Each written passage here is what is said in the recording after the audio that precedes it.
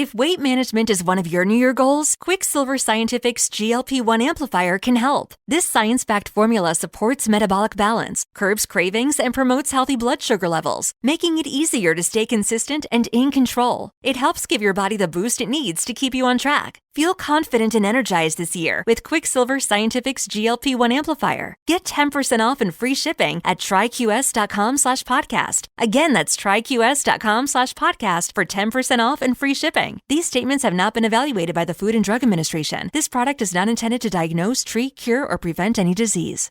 If you're a podcast host, listen up, this one's for you. My name is Allie Jackson. I'm the host of Finding Mr. Height, a dating and relationship podcast that I've been doing for 4 years now, sharing my positive and practical approach to dating that's built on my own life experience. And I wanted to share another experience that I've had, my secret behind monetizing my show. It's called Red Circle, and I was just telling my colleague about how much I love their platform. With Red Circle, not only am I getting a seamless hosting experience, but I also love the support I receive in ad sales. It's not just typical ad sales either. It's targeted opportunities based on my show and my life. And the platform is super simple. You just set your preferences and Red Circle matches you with sponsors that align with your show. You can vet every opportunity and their platform gives you great analytics. More recently too, my Red Circle team has brought me opportunities outside of my podcast on social media to really augment the podcast partnerships, bring them full circle. I just can't recommend them enough. If you want to give it a try, go to redcircle.com to get your free trial. That's redcircle.com for a free trial.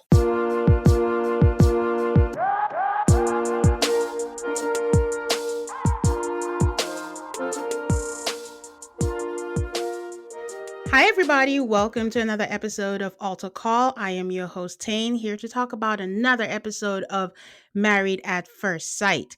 Before I dive into episode 5, I want to tell you guys about my Patreon, reminding you that patreon.com/altarcallmafs.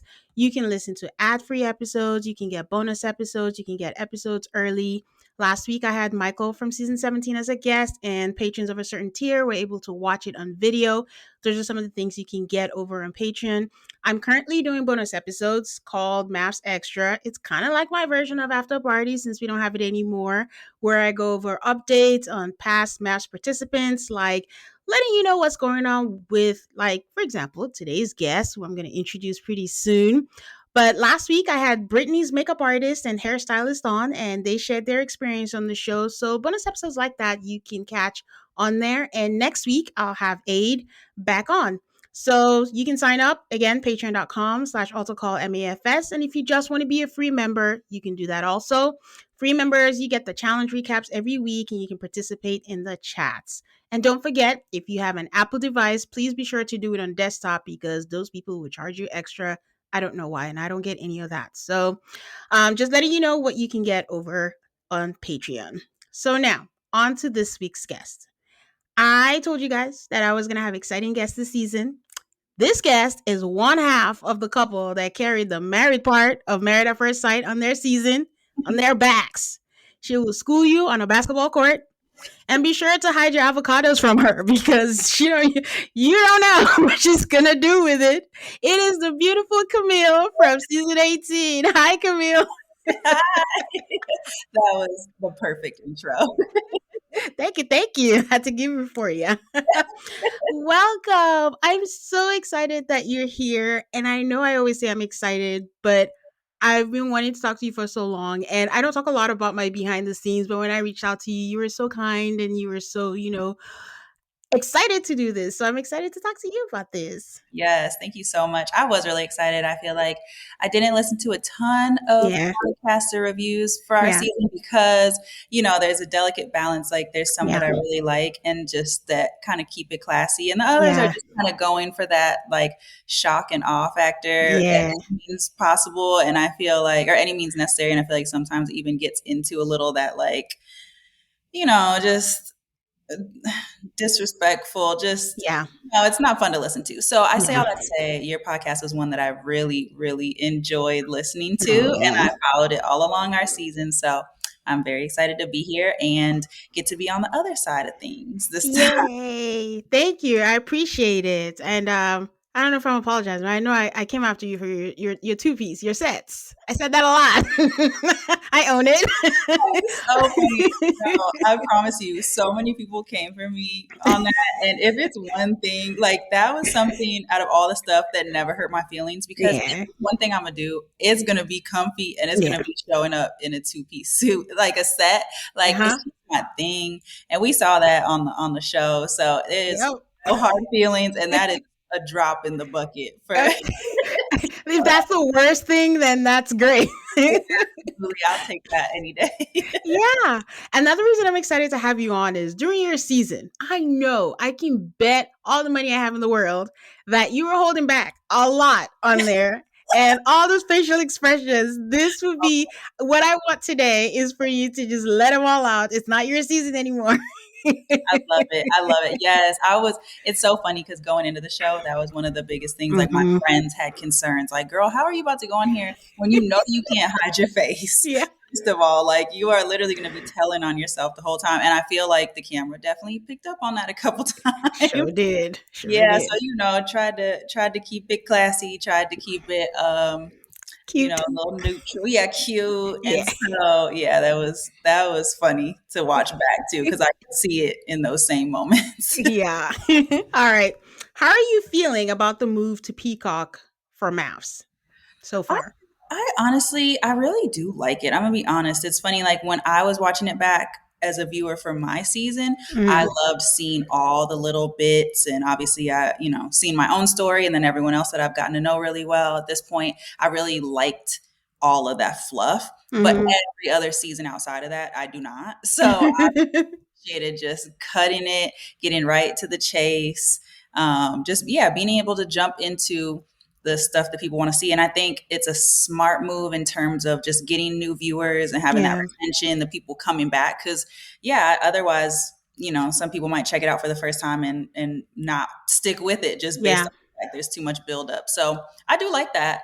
I'll be curious to see what it does in terms of just viewership and if they end Mhm. up losing a lot from Lifetime. Mhm. But I haven't been missing it as much as I thought I had. I want to see, I feel like, and I'll get your thoughts too. I feel like this episode 5 felt a little choppier in some places, or like we missed some things. And that Yeah. was a little bit of my worry, because I know they had to have filmed this with Lifetime in mind, or Yes. 26 Yeah. episodes in mind. Mhm. Mhm. So I saw that a little bit this episode, I think. So that was, if I had a concern, is like, how are they going to take all that footage and Yeah. take it down to 14 episodes? So Yeah. we'll see.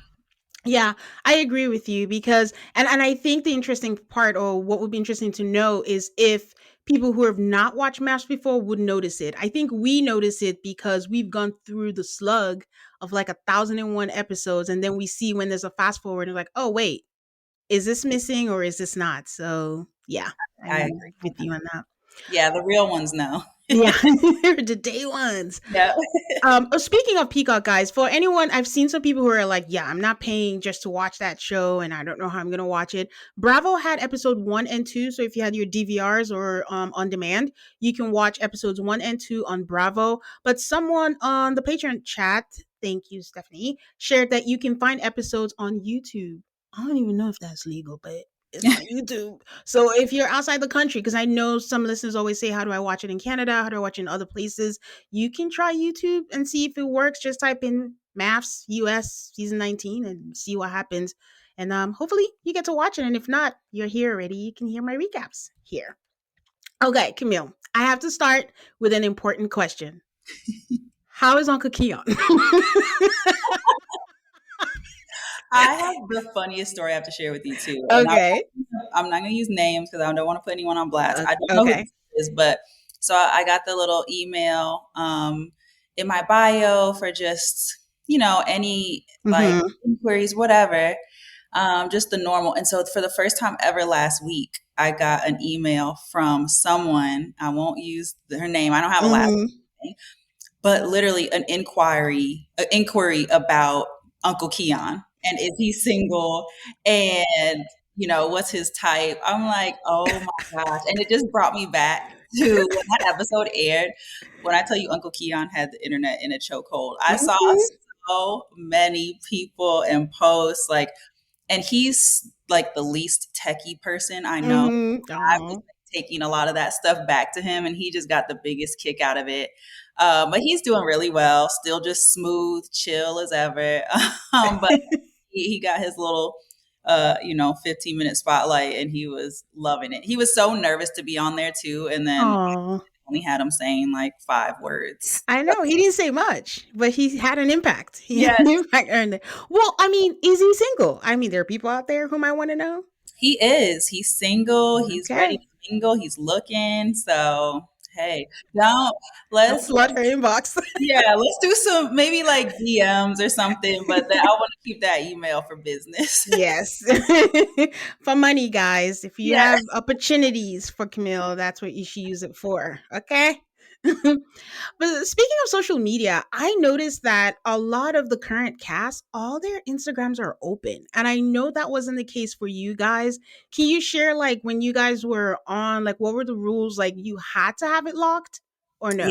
Yeah, that's been really interesting to see because they were very strict with us, and to the point where we had a whole separate like PR call not too long Hmm. before everything launched. Just Hmm. do's and don'ts, like spoilers are such a big thing with the show because obviously it goes on so long and Hmm. everyone's trying to crack the code, and there's specific Instagrams dedicated to just having spoilers. Hmm.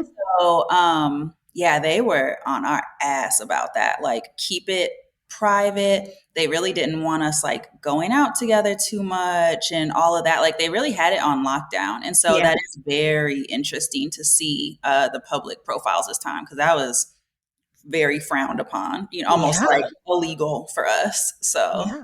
That's very, very interesting. I know. But I mean, it's the same production company as Love is Blind. And I know for the Love is Blind people, they go on podcasts even before the season is done. yeah, And I wonder what the thought process for that is. But I just found that very interesting.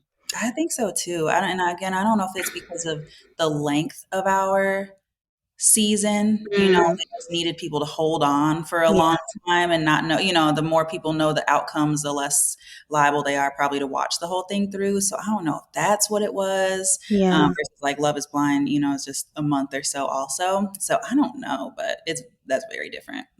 Very, very. In your words, how's your hubby doing? Puppy's good. Yeah, he's at work right now, working hard for the money.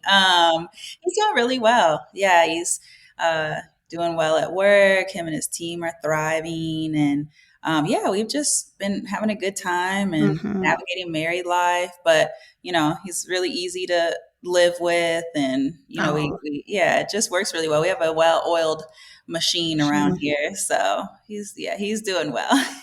I'm so happy about that. I'm not gonna lie. I think when they did was it the afterwards, whatever episodes, number 557 of the season, and it was the afterwards, and I think that famous line that he said that he was waiting for the passion to his brother, and I saw you guys, I was like, oh God, are they good? I don't know if this is gonna last, but I don't know. There's a whole thing between reality TV and reality, I guess, and it's just hard to reconcile both because I see you guys like, on your Instagram and you guys look good and I'm like, okay, this is good. So like how different is it watching yourself on TV and then living out the reality? Where's the middle? Where does it meet? I know it is really hard, and especially for us too. I feel like in the big scheme of things, uh, everything felt pretty like smooth Mhm. sailing, and so the watching it back was a little tougher or trickier because I feel like, and granted, obviously other people got it way worse, but I feel like Yeah. we still kind of got some of that drama edit, Yeah. and even down to that last episode, like there were Mhm. lots of other conversations I was part of, we were part of, Yeah. that just were a little more, I guess you could say, promising or something. So Yeah. I'm like, why now we're leaving this off on what, like a cliffhanger for like the last episode? Like, just let us be good. But Yeah. at the same time, though, I think that also brought a sense of normalcy to it in the sense that at that point, we watch that back now, but like at that point, that was, November of 23. Mhm. Or sorry, it was November of 24 or like last fall. Either way, like Okay. probably 7 months before the episode aired. Okay. So it was one of those that I think it's okay. It's kind of like dun dun dun because everyone's wanting that, like, oh, Mm-hmm. so head over heels and, it's all the rainbows and sunshine, when really I Mm-hmm. feel like, our relationship and navigating that has come with lots of normal conversations and like Yeah. real conversations. And yeah, just kind of that like learning what a healthy relationship can and can't look like. And Mm-hmm. I think all of that was okay. Yeah. It was more normal than like how they kind of teed it up Yeah. to be. Yeah. But yeah, we've just, been working through things and been on a really good track. So I Yeah. think, this whole year has been really great. So Mm-hmm. obviously watching that back, it was like, ooh, that Yeah. does, it doesn't look the best, but it's just been part of the journey. So That's good. You came out on the other side. That's all that matters. It's like it's exactly. good, and that's where we are now. Are you who do you speak to right now on your cast? Who are you still in contact with?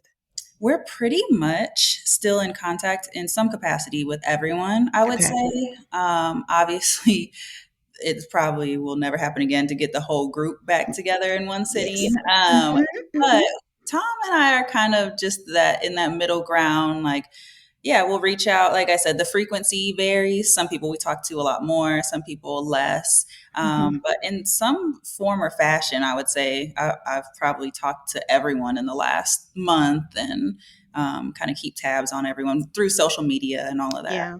Mhm. Okay. All right. That's good. Okay. This episode, what is my summary of it? There's a lot of apology, a lot of accountability, a lot of conversation, which is a good thing. I feel like that's what I usually complain about, but also it's a lot, Camille. It's just a lot. I'm It's giving, emotionally drained.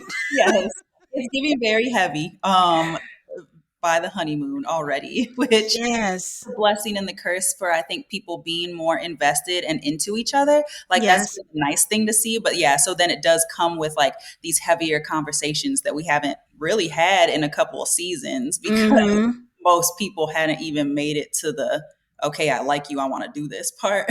Yeah. Yeah, but on the flip side, maybe it's what we were talking about. Maybe because they're trying to condense it into shorter episodes, they're laying heavy on it and giving it to us all at the same time. Hmm. So who knows? Either way, there's just a lot of emotions. But okay, guys, we will dive into the episode. I'll take a quick break and we'll be right back to start with Megan and Derek. And we're back. So for Megan and Derek, where do you stand on them? Like, what do you think about that fight that they had paddleboarding where she said like she felt ambushed? Do you think the ambushed meant for real, or like on camera is silent? I think so. The way I feel like ambushed is a strong word. Very Trying to give strong. her Very grace strong. trying to give her grace. What I'm thinking is kind of going on in that moment is, you obviously have time together when you're filming and then off camera. So Mm-hmm. everyone kind of takes different approaches. Obviously, production is really wanting you to keep all conversations for when you're in front of the camera, Mm-hmm. at least deep conversations. Yeah. So you always get a little bit of that contrast where one person is, really has their mindset around that, and the other person maybe would appreciate more conversations off camera. So I'm thinking the ambush was more like, whoa, where is this coming from? And now I'm embarrassed because now it was on camera that you said Yeah. that kind of Yeah. thing. I also, though, think he said it in the most kind, Yes. understanding, here's what Yes. I just would like some more of type Yes. of thing. And so that's why I was like, okay, girl, it's okay. Like ambush is very strong. So I'm thinking maybe it was more just that, like you obviously want to look like you're having a great relationship on camera. So Mm-hmm. ambush was not like, how dare he say I'm not doing something right in front of the whole nation. Yeah. I was with you, but later on in the episode, we're going to get to it. She says it again. That now I'm just like, I need a definition. What does ambush mean to you? But then I'm also reminded about her mom. I was listening to another friend of the pod from the Friar podcast, and I was reminded that her mom did wear white. it sounds little, but for your mom to wear a white shirt to your wedding, where normally you don't wear white to the wedding, I think it gives us more insight into the dynamic of her relationship with her mom and how she is. She, like she says, she's in fight or flight, Yeah. most of the time. So I don't know how this is gonna play, because she's giving me every season as someone who's not good for the camera, Yeah. or who can't deal with all the stress. And it seems like it's her. And I'm like, what did you think was gonna happen? Your husband is not gonna talk about anything. Your producers are gonna know, and they're gonna make him say it. Yes, So prepare exactly. yourself. That's such a good point. Yeah, I think that she probably has lived a lot of her life in defense mode, or having Mm-hmm. just defend her actions or whatever it may be. Yeah. So yeah, that's the hard part. And it's hard for me because, you want, like, guy, not to make it a guy or girl thing, but you want guys to be able to have some of that introspection and be able to, like, speak to what they need and all, Yeah. and bring it. I mean, really, in I should really say any relationship, anytime a partner brings a need or a concern to someone, you just want to see it land well and be received well. And I think we had an amazing example of that with Pat and Rhonda Mm-hmm. last week, of just what it could look like. But that just might come with maturity, because obviously we had one more couple that talked about that, Yeah. but another younger one, and it just didn't go well either. So Yeah. maybe it's just an age thing also. Yeah. That's true. Okay, so we begin the episode with us watching their car ride home from the paddleboarding, and it just looks ominous. It's dark. The music is like doom music. Derek says he's feeling a bit guilty for making her feel upset and blindsided, but he just wanted to make sure that they're able to bring things up in an open and honest way, to your point, without triggering each other. And he looks so sad. Like, I should have just shut the fuck up. And she gets out the car. Honestly, she might have jumped out the car before it stopped. Like, she just wanted to get away from him. And I'm like, it's not that deep. Like, he wasn't, like, from the men we've seen in different past seasons, I just, this was not bad at I all. At all, at all. And like I said, like, that's how you want people to show up to relationships, is being able Mm-hmm. to bring that kind of stuff to the table. And that's 100%. Like, there's no such thing as a long lasting relationship if you can't bring things up to each other in terms of Mm-hmm. what you're needing and kind of working on receiving that and all of that. So I don't know if that's going to be a recurring It theme will. through. Yeah, but I was feeling bad that he was feeling bad, because I wanted to just be Yeah. like, Derek, you really actually did nothing wrong in Yeah. that scenario. Like, you literally could not have said it any better. Yeah. So, we'll see how they move past it. But that was Yeah.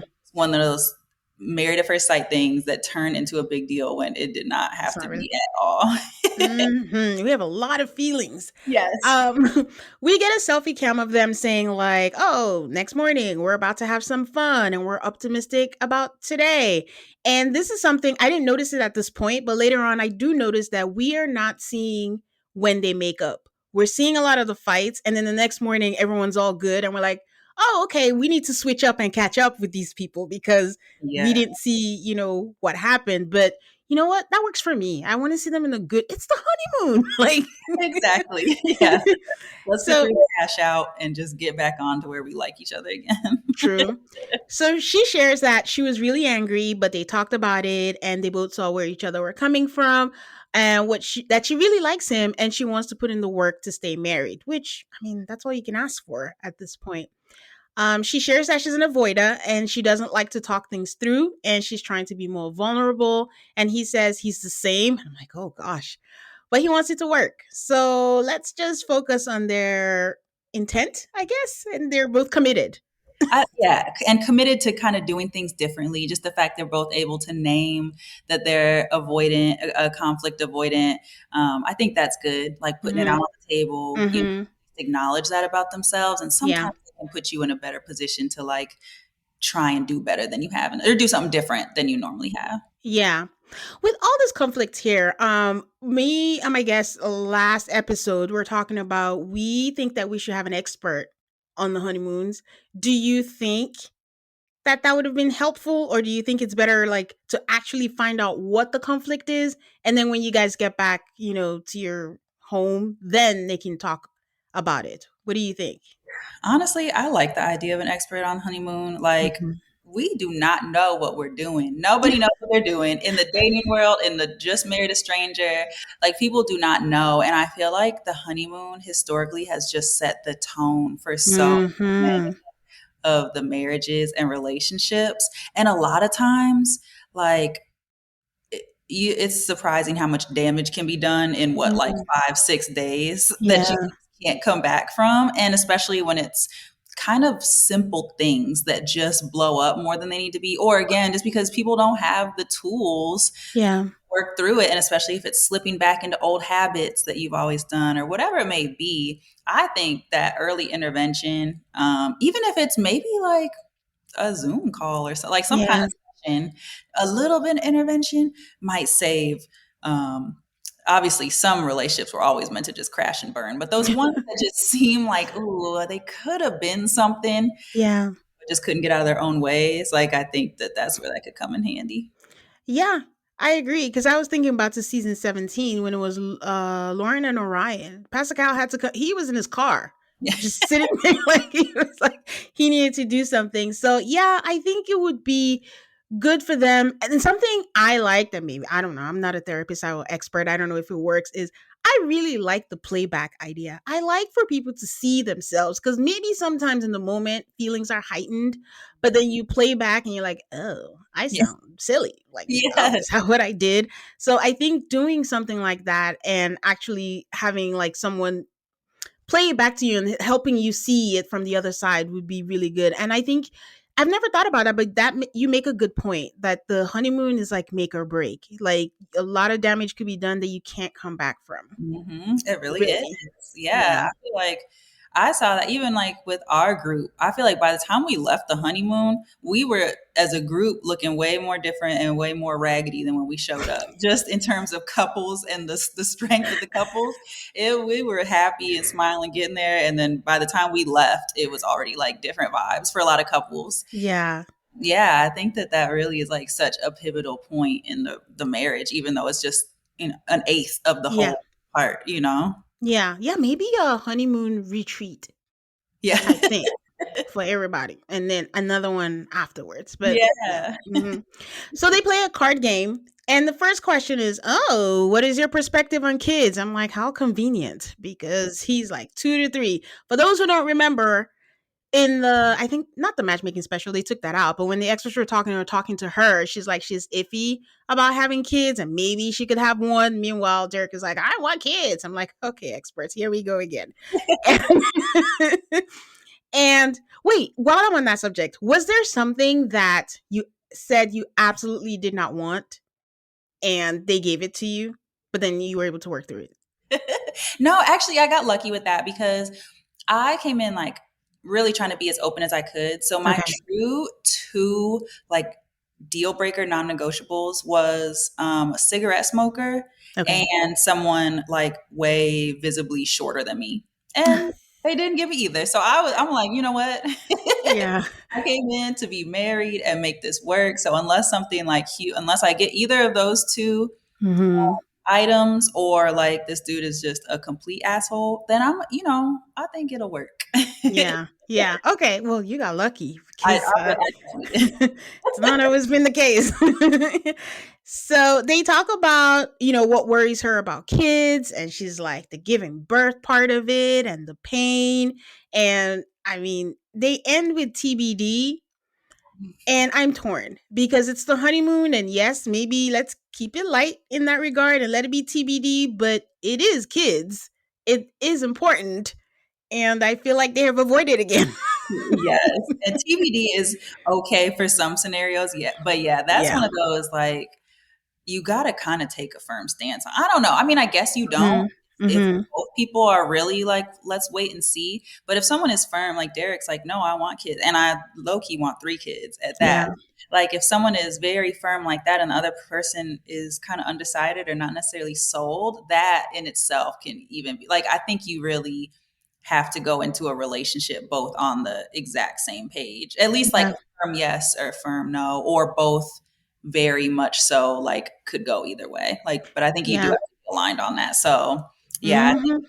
might be like some foreshadowing for issues down the road too. Anytime, I always knew it as a viewer beforehand, and then being on the show, anytime you hear the same kind of concept or like conversation or topic up a couple different times, especially when it's kind of out of the blue, like they were talking about their attachment styles and being avoidance, and all of a sudden now we're talking about how many kids we want specifically, and then moving to the next thing. It's about that kids topic.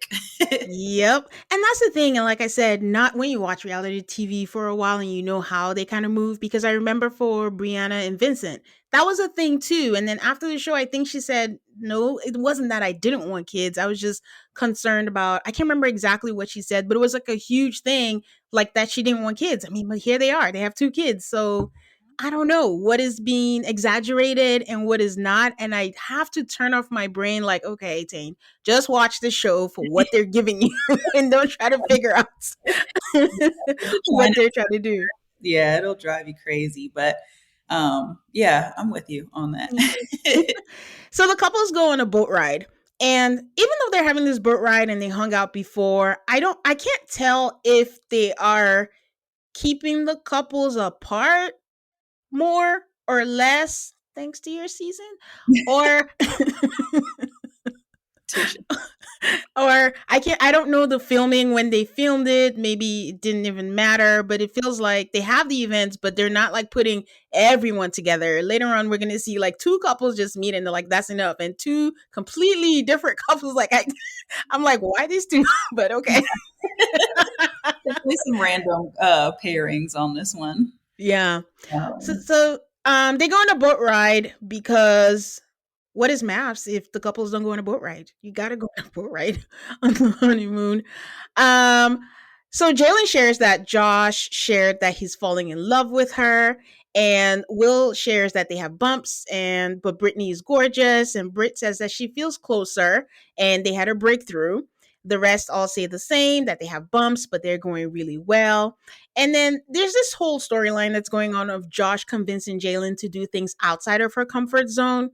And he convinces her to jump into the water. Like, oh, when are you going to do this again in Panama? And every time I want to accuse Josh of forcing Jalen to do something that's not in her wheelhouse, something happens like this, and I'm like, oh, I'm glad he made her do it. So I think because she receives it well, like nothing's gone wrong yet, and like she always kind of comes back with a feedback, like, yeah, I'm glad I did that. So I'm with it too. Then in that case, I know, and I'm trying to think like it's more of her attitude, right? Because what if someone's like, no, stop making me do things? Would I be like, why is this man just trying to make her do stuff that she doesn't want to do? Like, but I'm glad that she's enjoying it, and so far so good. So hopefully nothing bad happens, so she can keep trying new things because it's turning out well.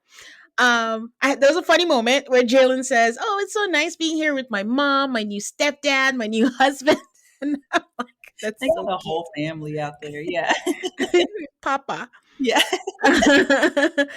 So after the boat ride, we're back to Derek and Megan. They're having lunch, and this is a staple in MAFS, the dogs, the pets. It just always comes up.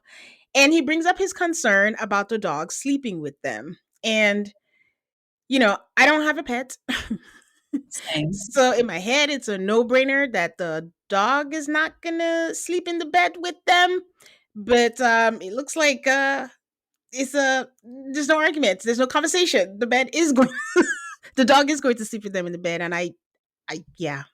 I know. I'm really not a dog person either. Like full transparency. I actually am kind of allergic to dogs. So that's a big thing. But yeah, that's just, I'm more of a cat lady, if anything, but I don't have pets, and just, the hair. And again, I think just the thought of it makes me kind of like itchy and stuffy. But yeah, I feel like I remember, like when I was in the dating world and like I would be on the apps or something, if I would be like swiping through and I saw a guy with his dog, like in the first picture, it sounds like not even like from a superficial level though, but I would just swipe because obviously like dog people are dog people and those are their children. And, my sister has a dog and she's a super sweet dog and that's her little baby, but it's just not me. And so, yeah, I have a hard time with like, I would not be handling that conversation as well. Yeah. If it's like, oh, the dog's just going to be in the bed, it's like, well, then Mhm. not. So Yeah. yeah, that's hard. And it's almost like you said, dog people are dog people, but I feel like Megan, like she's really into her dog Zoe. It's almost like an emotional support and not just like her child or anything. It seems like I need to have this dog to survive. Like Mhm. Yeah. so I don't know. Derek has competition Yeah. right here. Derek makes it funny because they're having dinner and they're howler monkeys and they're making noises and he's like, I can make a howler monkey noise later. And I appreciated it because I find them boring. And I appreciate that there was some personality and I actually laughed and she laughed and yay. I agree. That was a nice, we needed that because it's nice to see a lighter mood, nice to see, yeah, the personality come out a little bit. So I did enjoy that part. Yeah. They're excited to live together and I'm glad that they are. So we'll see what happens with them when they get back to Austin. Mm-hmm. So, okay. All right. We'll take another break because we are about to talk about Will and Brittany. So, all right. Will and Brittany, what is your armchair expertise diagnosis as someone who's been through this with these two? Well, where do I begin with these two? I think that I really like them both individually. I think they're both very smart, very good looking people. I think what's getting them in trouble is that they are actually, I think, a lot more similar than they realize. I think they think they're Oh, really different people. I But think so. do you? I don't know. Okay. I just get like, at least from the kind of the heady, like, again, very smart, but The almost, intellectual. yes, very intellectual, but almost to the point of overthinking or Mm. having just that logic base. At least, Mm-hmm. well, Will clearly is all left brain. You know, Mm-hmm. there's like the emotional standpoint. We see a little bit sometimes, but he's very logical. And so I think they both are just big overthinkers. And both of them, but I think even more so Brittany, have come into this with the idea of what marriage is supposed to be like. Mm-hmm. It's just the biggest way to get yourself in trouble in something like this, because then you kind of come in with a little bit of like a rigidity, and not a lot of room for, things, again, just not maybe looking like what you think they're supposed to look like. And she was Mm-hmm. very open ahead of time too, with just, I think she has a lot of pressure on herself for Yeah. the marriage to work. She was like, was really wanting it. And I kind of relate to her a little bit. Like, really was wanting it. And I think there's just a lot of pressure on that. For her, she's like the first one to have a wedding, and um, Yeah. just all, and really wanting it on top of like not having a ton of success in relationships recently. So there's just a lot riding on this. Yeah. And so all it takes is the one moment that we saw to kind of trigger some of that like anxiety around the Yeah. needing that reassurance. And again, I feel like that's what I kind of relate to. And you got someone like Will that is just not the reassuring type. And he's Mm-mm. just point blank period. Like, that's just not his, he's more probably an acts of service kind of guy, or, just Mm-hmm. very cut and dry. And so Yeah. it's just the perfect storm is brewing right now. And I just Mm-hmm. hope that, they can kind of pull themselves out of it. Or when we get back to, Austin. meeting with the experts and stuff, yeah, Yeah. hopefully kind of sort through some of this before it starts going too far down the rabbit hole. I Okay, so I think you said that they were similar in some ways. I think they're similar in that I do believe that they do both want it to work. We've had guys in the past where they're just like, this is fun after 8 weeks. I do think that despite all the things he's saying, that he wants it to work. Why I think they're so different. Will, like we said, is very, very logical. Brittany is a ball of emotions. She's just a lot. There's a lot of pressure. There's a lot of not allowing for things to be and aligning with what her current situation is. And she's wanting so much in so little time. It's so funny that a lot of the brides or the grooms come in and they're like, oh, when they talk about sex, they're like, oh, I don't know if we want to have sex. Like, they're still a stranger. But they don't apply it to other things too. They are still a stranger. So you just got to give it time and learn each other and don't automatically think to the worst. And, I can relate to that in terms of like being catastrophic, like, oh my God, I can see this crumbling in front of me. I got to be another. I think she's the one who said there's only like single women in her family or single something to that effect. Like, I'm going to be another statistics in my family. Oh God, I gave up this to do this. I'm on TV. And I know it's just a lot. If she gave herself a second to just be, things could be a little different and not take things personally like she does. And for Will, I don't know what the solution is, because the problem is right now he's an android and he needs a human configuration. And he's not going to get it here. And I don't know, because everything he says on paper technically is not wrong.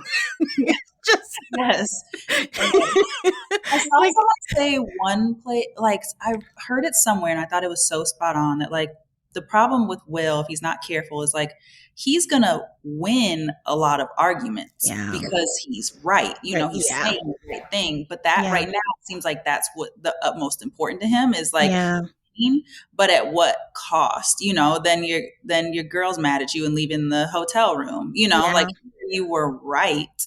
You saw it at the wedding talking about the church stuff. Is like he brought out all the facts. Like, okay, you knew everything there. But what does that do for that gray zone? Like relationships are so far from black and white, and I feel like he just operates in black and white a little bit.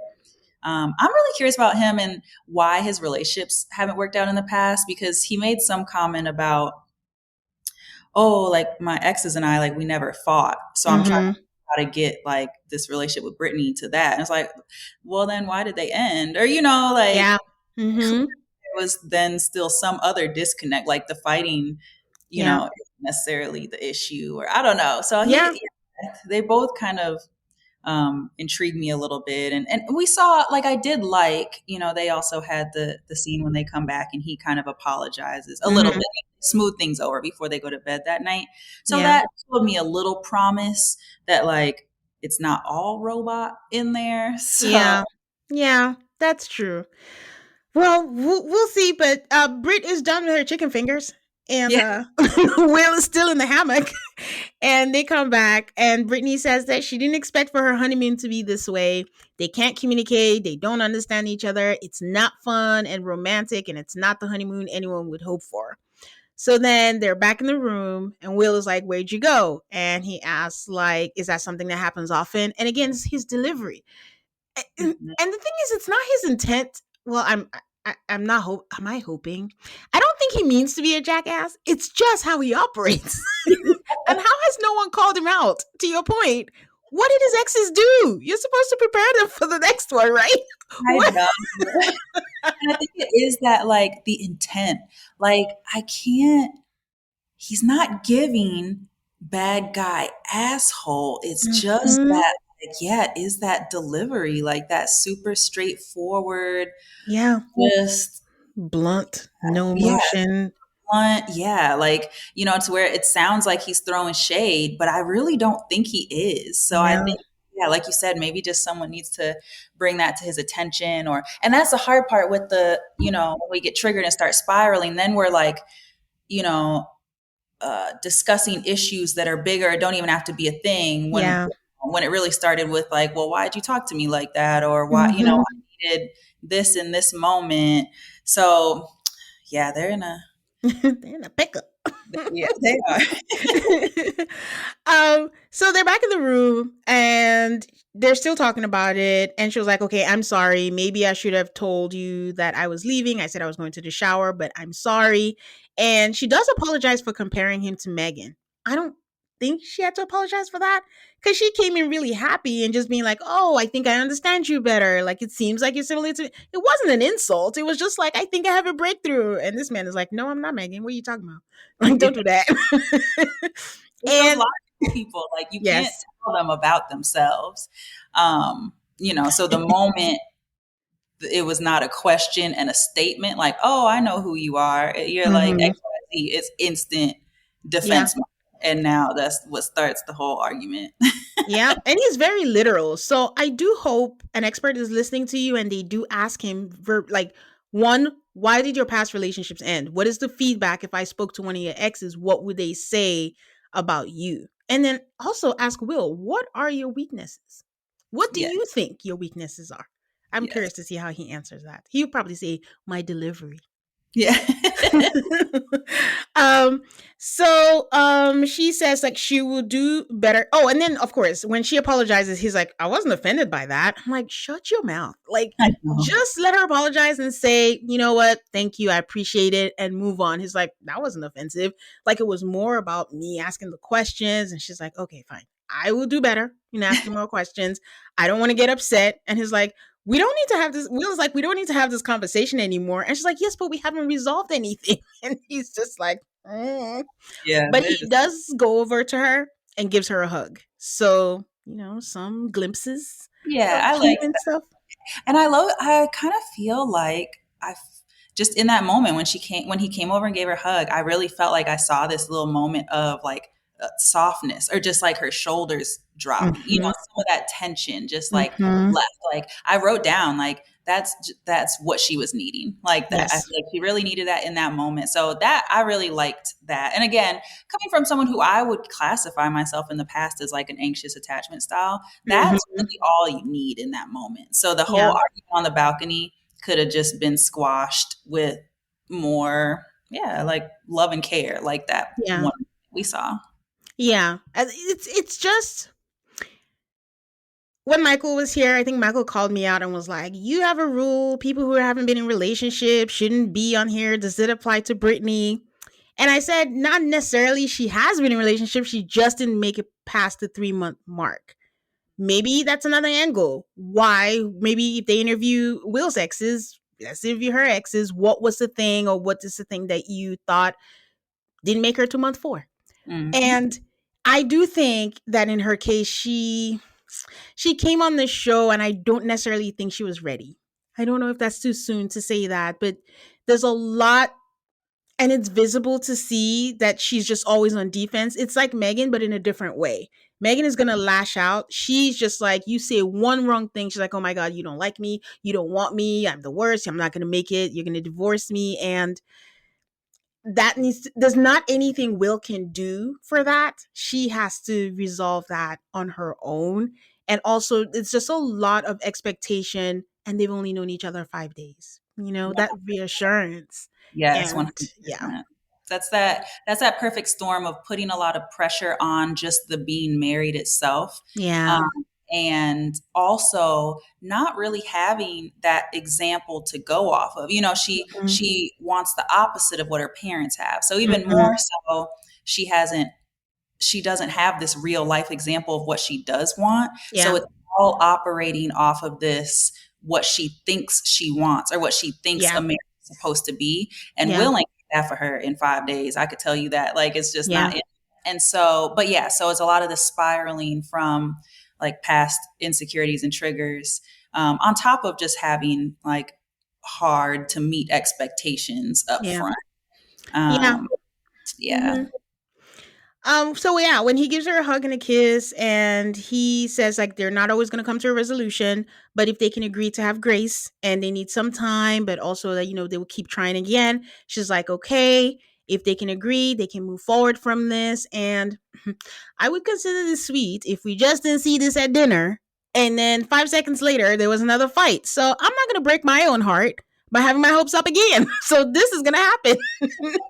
So good for them. But put your best expert hat on, Camille. What would you do for this couple at this moment, this very moment, right after this reconciliation of sorts that they've had? I think in this moment, I would really sit them down and have them explain to each other. Because I think Brittany did try to tap into this, but, Will was in his defense mode. I think I would sit them down and have them both really talk about what it looks like, or how they like to receive love, or how they like to, how they like their partner to let them know that they're here with them, they're feeling this. Because I think they're both, there's a moment that they'll miss each other on the initial communication part, and then they both fall into their defense modes and all of that. So just kind of what you need up front from the person, as well as how you typically like to show your love. And I think that will help with a lot of it. Brittany's needing the reassurance. I think will, you know, who they kind of like, whose interactions they're kind of reminding me of is just, and not obviously how it plays out in the end, but just the initial stages of MM and Ikechi, in the sense that MM came in really ready to be married. And again, kind of whoever I get matched with, I'm gonna make it work. And that's how I came in too. Like, that's why her and I bonded right away. Like, we're ready for this. So I think Brittany's in that same boat. But sometimes you get so wrapped up in, again, like, hey, we decided to get married. Like, we're doing this. Like, what's next? Like, the kids, the this, the that. And some people come in, whether it's right or wrong, with more like, I'm gonna try this out and see. And so that jumping to the heavy hitting stuff, and the deeper questions, that sometimes that feels heavy to people. Or, you know, he said something like, she wants to know everything. And it's like, yeah, like that's kind of what you're here for. But so I think it's one of those that, you know, Ikechi and Will, it's like the same boat of like, well, she doesn't even know what my favorite color is, or, you know, like, all these little things, we're just getting to know each other, where the other person is like, we're married, let's do this. Like, let's pass the intro stage. So I think it's kind of reminded me of that a little bit. And I feel like you see that across different seasons too. Like, people being at much different paces. Yeah, I didn't think about that, but that's true. That was the same. Like, you could feel a wall. I think the only difference is with Ikechi, I knew it was like a wall. With Will, I don't know if it's a wall, because that's where I still stand, is like, does he like her or does he not? One minute it looks like he really likes her and he says all these nice things, but is it like, I would do this for anyone because I'm a decent human being and it's nice, or because, you know what, I like this girl, like I really want to make this work? I can't tell. And I don't know if the fact that I can't tell is an answer. Right. Yeah. That's very true. I think that's a good time will tell type of. Yeah. I think if I were her, I would keep moving the way I want to move. Like, hey, this is what I need. I'll tell you what I need and you do it for me. And then I would remove myself from the situation for now on how he reacts. Because clearly everything is just, I don't need this. You don't need me to tell you're cute. You're not, like, if I see you, we're going out to dinner and you look cute, I'll be like, oh, you look nice today. I'll still do that, but I'm not like intentionally going to be like, oh, he wants this, because you didn't tell me what you want. But I'll tell you what I want, and let's just see what that leads to. Like, maybe if they relax with each other organically, something will form, and then you realize, oh, this is just how he is. But instead of just being like, what does this mean? What is, you know, that when you were dating, that's how it was. It's like, he just said and he put a period. Does it mean he's mad? Does that mean like we're breaking up tomorrow? Like, just rid yourself of all of that and just go with it. It's still day 5. And then if it's still that way, like day 14, is that too late? Maybe for something. Then you're like, okay, we got a problem. And I've done this, I've done that. So what's up? Yes, I literally could not agree more. Yeah. Okay, so then we have this double date with Rhonda and Patrick. Why they put these two together, I do not know. But there's no chance of hubby swapping, I guess. So maybe that's why they did it. That's my guess. So they're going bike riding, and they do the middle school MAFS thing. The boys go one way, the girls go one way, and they separate to talk. And well, let me ask you, whenever you guys, I think you guys had some moments where you split up. How do they tell y'all who you're splitting up with? Do you pick, or do they tell you who you pair up with? Yeah, so they usually put it together. I was actually trying to remember, you know, if they ever, like, they're always constantly trying to get like little feelers. So, you know, at one point, maybe they do ask like, oh, do you feel closer with anyone than others? Mm-hmm. But, you know, so I would find it interesting if like either of them picked each other, but you never know. Like, sometimes you form connections with people that, you know, so maybe Brittany did say like, oh, I really like what Rhonda has to say or something. So sometimes it's rooted in that, but they also may have just taken the couple who probably has, I could say, like the best best communication. Mm-hmm. With the one that's very much so struggling the most. Mm-hmm. So maybe I could see that being kind of their point of view. Like, let's put these two together, see if they can give each other some tidbits. But my guess, usually it's production. You know, you'll kind of get like your schedule for the day, and it might say, you know, 2 p.m., go meet up with Rhonda and Pat or something. Okay. Okay, that works. Well, I think while we're on the topic of friendship, I think something that came up a lot during your season, after the whole thing happened on your season and you guys are like the Switzerland, how are you able to navigate your friendship between both women? I guess, was that difficult for you, or was it, because I remember, I think what I said, I don't always remember what I say, but I think I remember that maybe Jesus is still working on me. I'm not mature. And I think Nicole gave me perspective from Nashville. She was just like, they just met like a few weeks ago. It's not like, oh, 20 years of friendship and things like that. So it's a different whole perspective. But I have you here now, so I can ask you. So how did you navigate that? Yeah, I loved Nicole speaking on that because I remember listening and she said it perfectly that kind of at that point, it's like a blank slate or you've known everyone for equal amounts of time. Yeah. And then also, a lot of this buildup, a lot of the conversations, a lot of the storylines we watched back with filming too. So Mm-hmm. you don't really get to see each other that much during the 8 weeks. Obviously, Mm-hmm. some of the group events, and I guess some people do hang out more off camera, especially like if they're not really into their marriages, then Mm-hmm. they're hanging out more Yeah. socially. But Tom and I were kind of like, yeah, just ducked off a little bit. And so I think that was part of it is I was kind of removed from the whole thing until, obviously we were Mm-hmm. brought together and had to talk about it. So, Mm-hmm. it's not like Michelle and I were talking every day, like, oh, I think something's up or like, how's the Mm-hmm. relationship? So I think that was part of it. It was kind of a neutral, like clean slate. Like I just met everyone. All of this shit is crazy. I just married this man I don't even know. Like I got bigger fish to fry. It was Mm-hmm. like, I think a combo of all of that, that it's like, I just didn't have the capacity in those moments to have a bunch of like smoke for somebody. Like, let me tell you Mm-hmm. about yourself and I can't even Mm-hmm. talk to you anymore. How dare you? It's like, you know, none of these relationships are headed somewhere. We're all Yeah. crazy out here. I think it was just Yeah. along those lines that, yeah, unless someone like really wrongs me and like my family or, someone I really care about, not like I didn't care about them, Yeah. but Yeah. it's just, Yeah. yeah, it was the whole thing was crazy, the whole show or just the whole experience. So I'm like, yeah, it wasn't in me to be like, oh, I can just never talk to you again, Yeah. or let me run back and tell this person what another person said. So Yeah. yeah, I think I'm too neutral sometimes. Okay. Thank you for sharing that with us. Okay. So where were we? They're talking, and Brittany tells Rhonda what happened, and she takes responsibility for walking out without saying anything.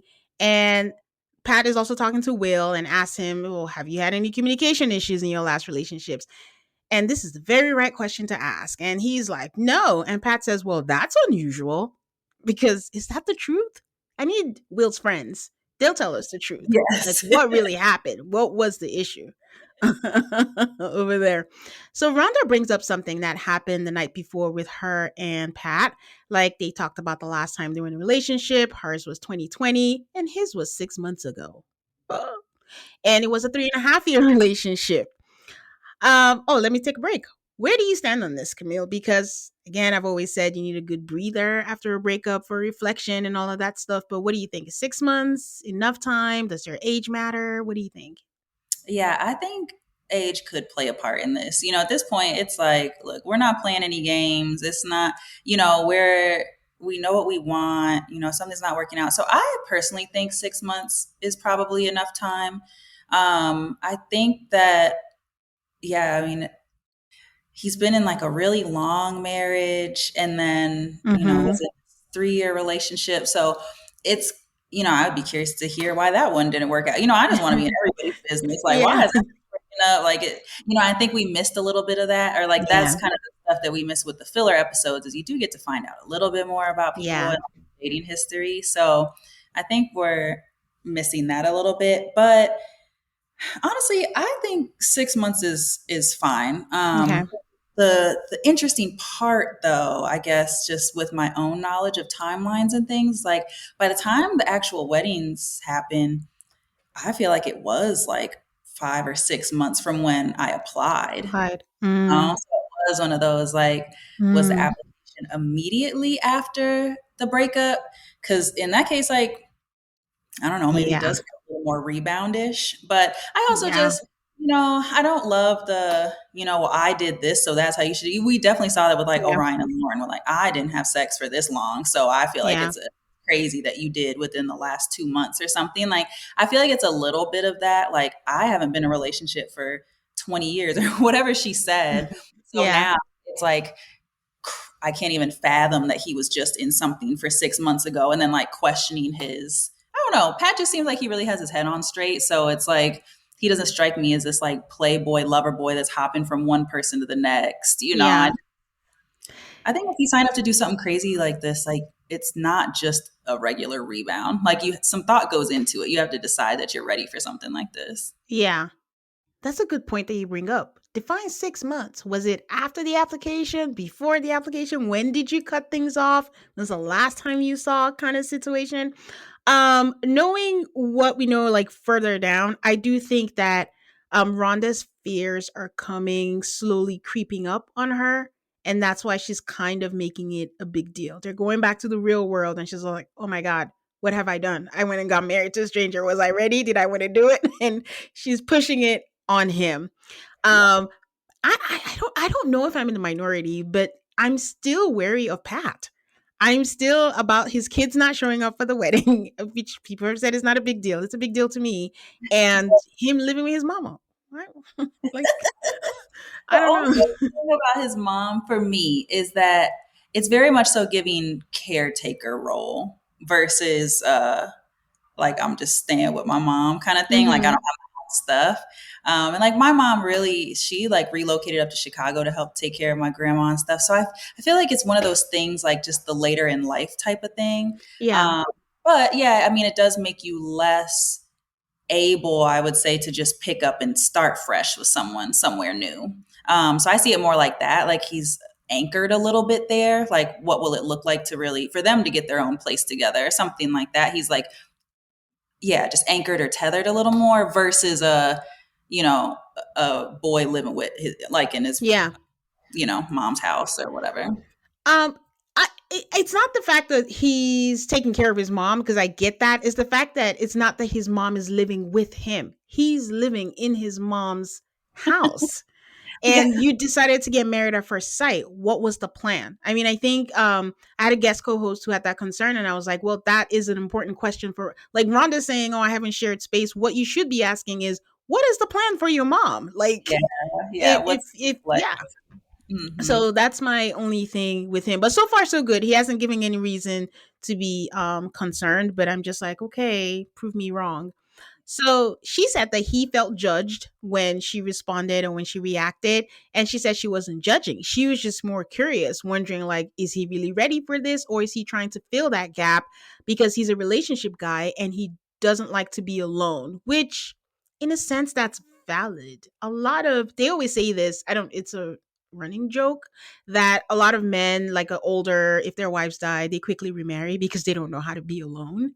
Mm. So maybe that's something that's on her mind. And, she's like, she needs time to process that. And she curses a lot. And she's like, he's so fucking sensitive. And I'm like, leave the man alone. I know. You say that, I'm like, girl, you just put this man on blast. And it's just like, yeah, she said like sensitive and insecure. And like, again, maybe Mhm. this is just an editing thing, but I haven't gotten that from him. And like, I Yeah. feel like, yeah, I don't know. He seems like Yeah. very mild mannered, and maybe that's just in comparison to Concern. like, yeah, like she has a lot of energy. But I don't know. He's just giving very stable to me, like emotionally and like Yeah. mentally. And so I'm trying to figure out, sometimes when people tell stories and it's Yeah. like their position on things are like Yeah. certain things embellished, or is it only from like their own subjective, how they perceive things versus Hmm. sometimes reality like be getting altered a little Yep. bit. It's just like Yep. the stories. We need like a little more. We can't cut their scenes as much because the he said she said when it comes to Yeah. Ron and Pat, I feel like there's stuff that's dropping off, and I want to see. I would love to have seen that conversation of them talking Yeah. about just got out of the relationship and see how it really went. Yeah. Completely agree. Like, is it your perception or are we missing, something? And then she goes, and his long-term marriage really fucked him up. And like you said, makes him insecure. And I don't want an insecure man. And where I'm confused is this man told us that his marriage ended because she didn't want to have sex. What fucked you up? What? And I think in another episode he had said like, oh man, that really he did say that it messed me up. And I'm like, you asked for it. And I just took it like, whenever there's a breakup, whether you initiate it or not, it's hard to go through. But now I'm like, what fucked you up? Like, you were very clear that you were not going to be unhappy. You wanted to get some sex and you left. So connect the dots. I agree. And maybe it's then turns into a self-esteem. Like, if intimacy is an issue, maybe it turns into a self-esteem thing. Like, is it something wrong with me? Or like, maybe it messed with his head a little bit that way. Like, that is ultimately why he left. But was he struggling the whole time with, this, we're really lacking in this department because it's something I'm doing wrong or something, I don't know, maybe, but it's kind of like grasping at straws with no context. But I agree. Like, language is just so strong. It's still coming from a little bit of that dynamic of like, I'm doing stuff right and here's what he needs to fix. Yeah. I'm like, girl. Yes. But, I mean, I'm not going to act like an angel. It's very easy in marriage to be like, you fix this, you do that, I'm doing this. It's just, it takes a lot of work to look outside yourself and be like, okay, maybe I could change this or, change that, so maybe that's what she's going through. I hope that she didn't sign up for this for the wedding. And now she's like, oh God, a marriage comes with this. And she said it well, like she's, you get in your own routines and you get stuck in your ways. So it probably is some of that too, like you said, just how to actually be in a relationship and get outside of just yourself again. Yeah. I noticed that Will doesn't give, Pat doesn't give a lot of details to Will. In fact, what he says, and I quote, is, on our side, there's some concerns on how we each got to where we are. I'm like, that could be anything. Yeah. I don't know how to take that. So, they have this is Brittany and Will. So they go back, they have their conversation. Brittany says she's going to try. They go to like a castle or rocks or something like that. And he said that there's no point where he wants her to be unhappy. And Brittany's like, I hope they continue with this momentum. She's calling him babe. And I knew it was too good to be true because all of a sudden I see Brittany and she's sad again. I'm like, I can't. I'm just. I had a good time. I was like, wait, what happened? Like, I thought we were cool. Will is just like, do you need space? I mean, I could go. I'm like, guy. So she's like, well, it's not a good feeling that he doesn't feel comfortable being intimate with her and she feels rejected. And he was like, I thought we had a good day though. I'm like, Will, you did, but now, and again, what we're missing, how did we get here? Like, did she just sit in her thoughts? I'm not going to act like I don't know this. I do this. I'll sit there and I'll be like, you know what? That time when you said this, now I'm mad. And now there's 10 more others and I have this example. So maybe that's what happened. But it's that's what's missing for us viewers. It's like, we can't see them kiss on the rocks. She said she always wanted to kiss her man on the thing. And he did that for her. And then next thing, you don't want to be intimate with me. And I'm like, wait, what? How did we get here? Yeah, I feel like when you got that kind of like insecurity, like rejection bubble up front, like it's gonna keep bubbling up and keep spilling over. And again, like she just doesn't have the man that's gonna be the like, I really want to be with you, I like you, like and I'm honestly still unclear on the, like, last night it actually was giving more, like when we first heard the conversation, like they got it in, and then I was under the impression like she kind of freaked out a little bit about them not using protection. And then his response was like, well, let's not do that again. I was interpreting it as, let's not have unprotected sex again. But something must have happened to where she took it as just sex in general. And I was like, well, maybe that was the whole breakdown. But then how they were talking last night, it did seem like it was the sex in general. It was the sex in general. Yeah. Because confused again. Yeah, it was the sex in general because I remember that episode. I was like, okay, they're condoms. Because I remember, when I had Michael and I was like, what's the situation when y'all go on your honeymoon? Do you bring your own condoms? Do they give it to you? What are we concerned about? And that's what happens when you speak in code. Because they were saying, we got closer, necessary precaution. Like, what? Like, we're adults, we're on Peacock now. Like, just say it. So Yes. it was confusing at the point. So it was just like, why is he all the way pulling back? And that's when I went back to, okay, maybe he's not attracted to her. He didn't like the sex and he doesn't want to, at least, thank God, knowing Will, doesn't want to just say it directly that he didn't like it, but I don't know. And that's what bothers me with them. Every time I watch them, I find like I stop breathing because I'm so anxious and I don't know where I'm going to go with my emotions. And it's just tense. They're stressful. They Yeah. And really it could be are. like, again, part of his like black and white approach to things. It's like, because he said something, he reiterated that when she said, she freaked out a little bit after the first time. And then he said something like he felt responsible for her being uncomfortable after the first time. And then I think that's what caused that withdrawal. So, like the black and white, maybe he did then jump to like completely the other side, like, let's not do it again, because someone who doesn't process things emotionally, maybe that's the solution. Like, I don't know how to fix how you're feeling about, like, now it's my fault. I feel bad that you feel bad. It's off the table. Or like, maybe it just 0 to 100 like that in his brain, because there's not the gray zone of like, well, what's the middle ground, or like, I don't know. Yeah. So it's not good. But then it did jump, like you said, the last scene we saw them kissing, and then we jumped to this and she's sad and she's talking about, he doesn't want to, I don't want a husband that doesn't want to talk to me. I'm like, when did he not, like, now he doesn't want to talk to you. He doesn't want to talk to me. Is distant. He doesn't want to be intimate. Like, I just really feel like her thoughts are just swirling, and it's all rooted in that trigger kind of attachment. Like, it, a lot of it comes from like, I just feel like I've been here before, like myself. So I just, I want so badly for her to be able to, just kind of breathe a little bit and take him for who he is. And the hard part about marrying a stranger, you're figuring all this out as you go. So to go back, I'm gonna be just really, it's not graphic, but it's how I interpreted this.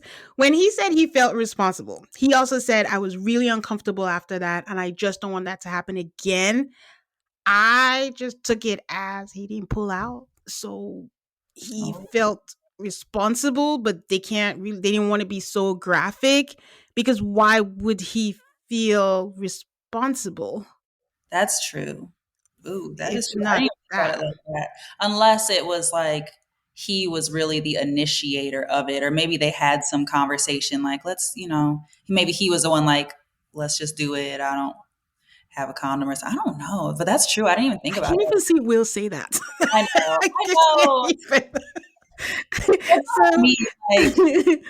So yeah, but I will say though, in a confessional, Will does say something, and this was my understanding, that he said when the whole thing happened, her first, I thought he meant her, I don't know if it was his first reaction was, we shouldn't even have done that. And I can understand for someone like Will being like, oh, whoa, I'm not even gonna make you feel unsafe or trying to touch anything. And that's why I don't know if it was him or her. And he said, and she wants to brush that off like that didn't happen. So that's why in his mind he feels, let's just wait. And that's the key word. He didn't say, I'm never gonna have sex with you. He said, let's just wait. And he said, let's do everything else, but it's not a dry cut off we I can do know. things.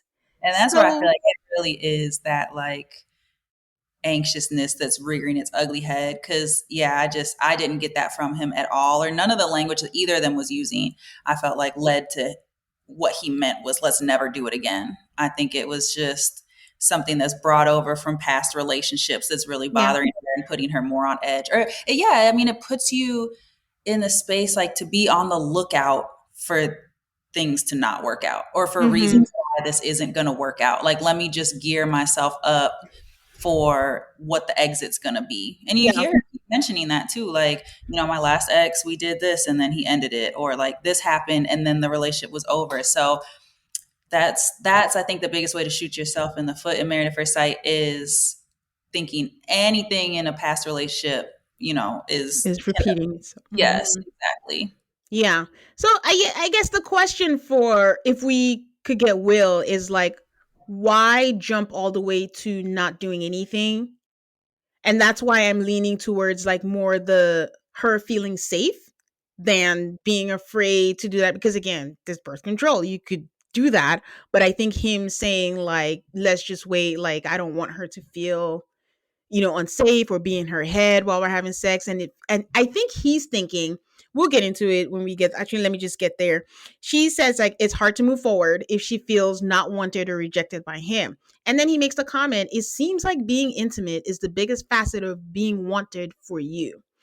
This is why I say sometimes Will is right on paper. It's not a lie. It's true that for her, a man not wanting to have sex with her means that he doesn't want her. But it's what's happened in her past relationships. As soon as they have sex, they don't want to be with her again. And now she's just like, is it me, Jesus? I don't know. Is it me? That's I shouldn't have said that. But is that and now she's taking it personally. And she said she doesn't want a marriage, like you said, where her husband doesn't want to talk to her and be distant and she feels rejected. And she's like, if I did that to you, you would feel crappy. I was like, you don't know Will. Will is gonna tell you that's fine if that's how you feel. It don't bother me one bit.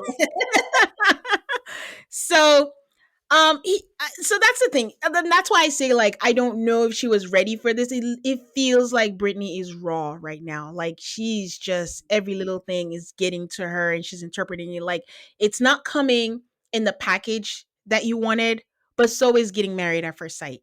So you have to just give it time. The man is not saying that he doesn't want to be intimate with you. He just said, let's just wait and do everything but.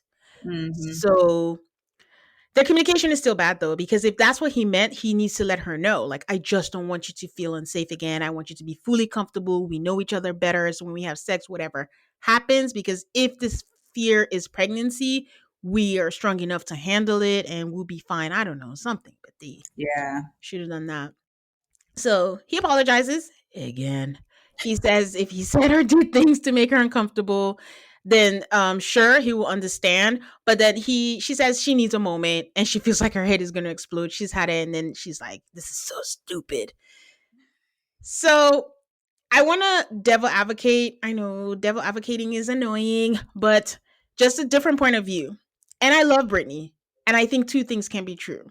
Yeah. Will is very tunnel minded, right? And very logical. But do you think Brittany is just operating on emotions and feelings a lot? Because the thing is, and I learned this from my husband, because feelings aren't fact. That was me a long time ago. I was like, I feel this way. And damn it. 100%. Oh my gosh, me too. Because I feel this way. It is true. This is real life. Yeah. So if she didn't focus so much on the rejection and is like, you know what, we are pumping the brakes on intimacy. He didn't say forever. Try not to take things personally. Maybe they'll understand each other better. They'll organically get to a place. They can have sex again. But who's in the wrong? I don't want to say that. Like, it's just, I don't know what to do with these two. I know. I feel like they're triggering each other in the worst way. Well, like you said, Will doesn't seem triggered. I think, and that's a problem. And that's a problem actually, because even her just saying like, would you feel some way, and him just being like, it's fine, that's annoying too. Yeah, exactly. Yeah, she wants and needs him to feel something, damn it. Be passionate about something, and she needs that reassurance.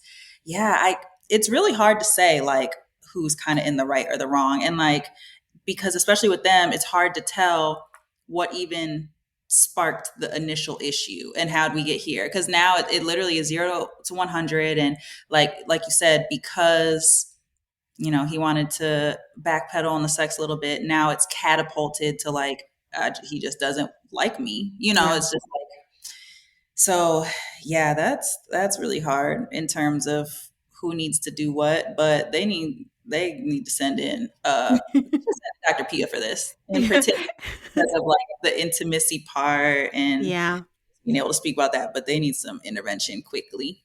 Yep, ASAP. I haven't watched the next episode, but I'm curious because Pastor Calzo was like, "Don't pump the brakes on sex because you'll be in the friend zone." But in this case, I'm very curious to see what he or Dr. Pia has to say I about agree. this. I haven't 'Cause, watched the next one yet either, but I yeah, want to see what it's looking like when we get back to Austin. yeah, yeah. Okay. Oh yeah, and all through this, all I kept thinking was like, this man said he liked pink on their wedding day. I thought he was lying, but he's been wearing pink shirts ever since. And they were having this conversation. I think he had like a pink see-through shirt. I was like, where did they go? They went somewhere. We didn't see it, but what event calls for this style, this fit? And she's also dressed up too. So I don't know where it is that they went, but yeah, we are missing stuff though. I don't miss it though. I'm not gonna bring it back. I don't want it back. That's fine. I agree. I agree. Well, as long as we can catch it at some point. Yep. All right, Jalen and Josh, they're doing well. This is still the couple that makes us all just like smile. Like this is what we have MAFS for. You can relate, right, Camille? You can relate to this. So they're poolside. They're talking about their childhoods and how they grew up differently. And I think this is how you show keeping it light, but also getting to the important conversations that need to be had. Because he's saying like he didn't have money, and she's like, I grew up privileged. My dad was a baseball player. We lived at Toys R Us. Her Mhm. parents didn't go to college, so she wanted to go to college, but when she got to school, she got distracted. I don't know what by, but she didn't get to finish.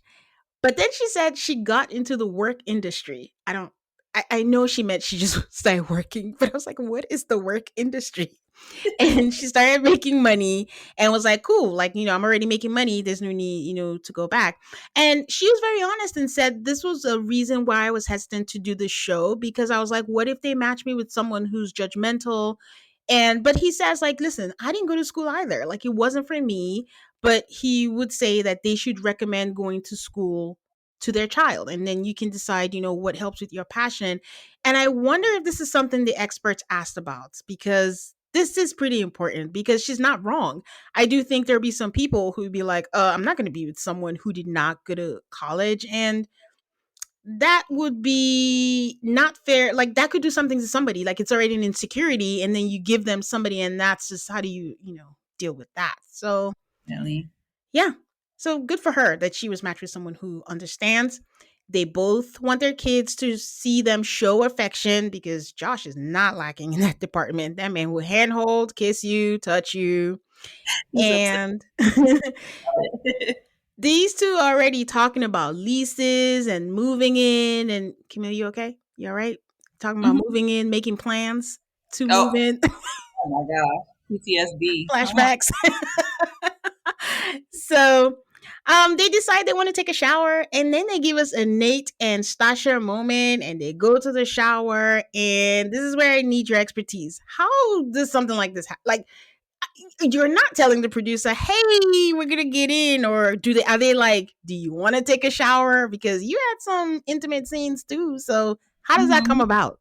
Yeah, I'm sure it's the latter. I think, the producers, especially if you're the couple that's kind of like hitting it off and got some Mm-hmm. chemistry, they like that, they know that's what's, some people want to see, and it just speaks to that story more. So I think it's one of those that if you're down for whatever, Yeah. production will capitalize on that to Yeah. like through and through. So I'm sure it was one of those they did probably ask them like, well, do you guys want to like hop in the shower again? They're probably like, sure. So, you Yeah. know, for me, I feel like I remember an opportunity like that coming about, but I don't know. More power to them. I say that through and through, especially like Stasha and Nate, because there was some things. I mean, honestly, truth be told, that's why like the avocado scene and all of that, like that's why it had a goofier feel. And I feel Yeah. like I got a lot of that, like not criticism, but whatever. People had a lot to say, like, oh, she's not even being sexy, or like, why is she wearing like these big baggy pajamas? I'm like, I'm sorry, but y'all are not gonna have me on Lifetime in lingerie doing like a strip tease for like it wouldn't come across like authentic and sexy like when there's multiple camera Yeah. men in the room and like the sound person's right there. Like there's 10 people in the room with you. So it's Mm-hmm. like I like to get nasty off camera, but like in front Mm-hmm. of everyone, it's Yeah. just hard to bring that, like it just wouldn't be giving what they thought it was going to give. So I remember being like, not the showers, I'll do some other stuff. But yeah, so I tip my hat off to them to like feel comfortable to do that. And that obviously speaks to them having that good of a connection that early. Yeah. Ooh, you just reminded me. I have another question. So that scene, right, when allegedly you and Thomas had sex for the first time, where you told it he was giving you a massage, and then you were like, "Oh, let's go to the bedroom." Blah, blah, blah. You had already had sex before that, right? That was reenacted, or no? Because it felt like that to me.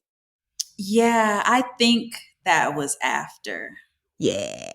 Yeah, I think so. Okay. It's probably right around, at least to the point where I'm like comfortable enough to where it's like, yeah, I would be okay even pretending that we're about to do this right here. Yeah, because I was like, it's not giving first time. It's not like, I just feel like Camille wouldn't be like, oh, let's go find out what to do. Like, no, I don't think so. Yeah, what I say, like, oh, well, let's go see what you talk about. Or let's go see. I guess, yeah. So it had been like right around that time when we like crossed over into that. Yeah. Okay, cool. All right. That's why I love having past participants on here. Okay, so that was it for them. Honestly, when you're a happy couple, there's not a lot that they're gonna show. They're just gonna show you smiling and be like, see, we still got the love, and then they move on. So we go to Rhonda and Pat, and one couple always has to do the cocktail class. You know that, Camille. So they're doing the cocktail class and they're making drinks. And Rhonda says that she has processed what they talked about. And if he doesn't mind, she wants to talk about the other night. If he doesn't mind, she's very respectful, very demure and mindful. And she says it was not a criticism of his choice, and she was just feeling vulnerable about his readiness. She started putting a wall up and was trying to express to him. And he said, yeah, I felt like your reaction felt like being glossed over. And she points out, well, you're the one who asked me last time I was in a relationship. So I like that she calls him out, even if it's gently. When he starts being like, she's like, no, honey, you did, not me. So he continues that, he felt small, and she's like, it wasn't about that at all. It was about me needing time to process. And she says, this might be the wrong word, but I felt smothered. And then I was like, whoa, whoa, whoa, whoa, whoa. Another one of those that just came out of left field. What? Some more clips in or something. Because again, like, how do we get from it? And that's the thing. Like a lot of these conversations, you will be talking for like 45 minutes. So, they can only keep 3 or 4. So what are they going to keep? But yeah, for me, there's been a few times amongst all the couples where it's like, whoa, we were just talking about something else. Like, how do you go from, did he jump in this too fast? Is he even ready for this but also you're smothering me? I was like, wait. So some of these conversations, I'm not keeping up. That's true. We're on like 4 times fast forward, and we have to keep up with all of it. So she says, but it's nothing that you did. It's just for me going from living on my own to being with someone 24/7. And she's going to need that when they go home, her time alone. That, I tried to tell you that I needed that time and you didn't give me that. And he's like, I know. And then she tells him, like, don't be insecure. Like, it's going to work. I'm like, okay.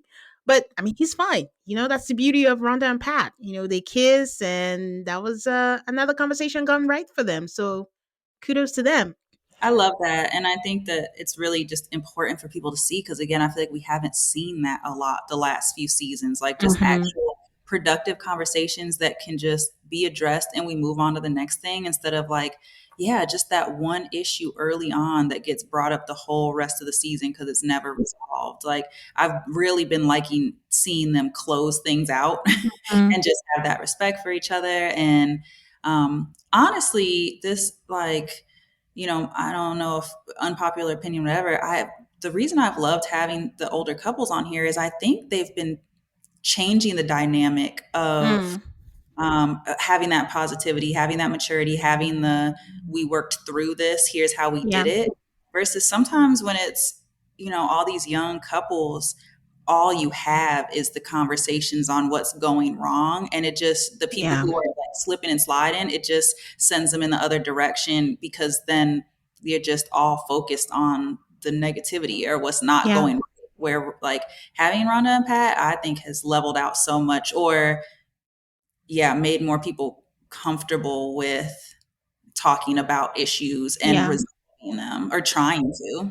Yeah, I agree because I think in recent seasons, it's a lot of there's an issue and it's just a shutdown. And I think the difference is all of them, I will say for now, are committed to making it work. And that's all you can ask for when you come from MAFS. Like I always say, people who come on MAFS, y'all are brave. I can never do it. And you just have to be open. It's hard, but you just have to be open. And if it doesn't work after 8 weeks, that's fine. But give it your all and be open. And I think they all are giving it their all. I mean, honeymoon, all 5 had sex. That's a whole different conversation, but that's a sign. Yeah, it's so refreshing to have 5 couples coupling right now. Like on the I can't tell you the last time I feel like I saw that. So that's nice. And it's less pressure. I can imagine that on your season. It's a lot of pressure when you're like the only couple that's making it work and everyone wants to focus on you. And it's just, okay, guys, we're figuring it out too. It just happens to be working out, but there's work being put into this. Yeah. 100%. Yeah. So, Rhonda is nervous to live together. She tells us many times. And when Pat says we have to figure out how to live together, she practically yells it, and separately. So don't forget that part. So I don't know where this is headed, but I think the high is wearing off for Rhonda. Like, okay, wedding's done, red dress in the dry cleaners, and I don't know what I'm doing now. Yeah, I'm gonna go home after this. I don't know what you're about to do, but I'm gonna go back to my house and get back to my routine. Yep.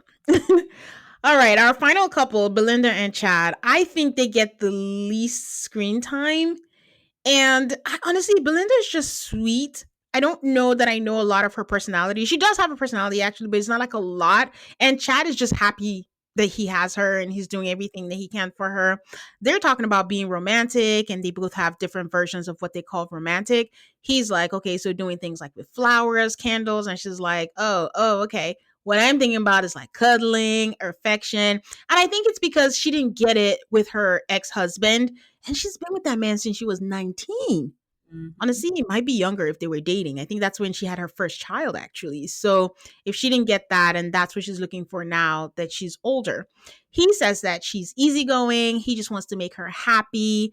And she says she's seen his protective side, his girl dad side, and she likes him. And she could see herself possibly falling in love with him at some point. He says he likes the way she balances him, makes him feel special, but he is saying it like someone is feeding it to him in an earpiece. He's like, I like the way you balance me. And the producer is just like, okay, how does she make you feel special? Then he's like, I'm getting there. He gets annoyed. He says it again. I was getting there. We're trying to talk. We're trying to share. Just let us talk and share.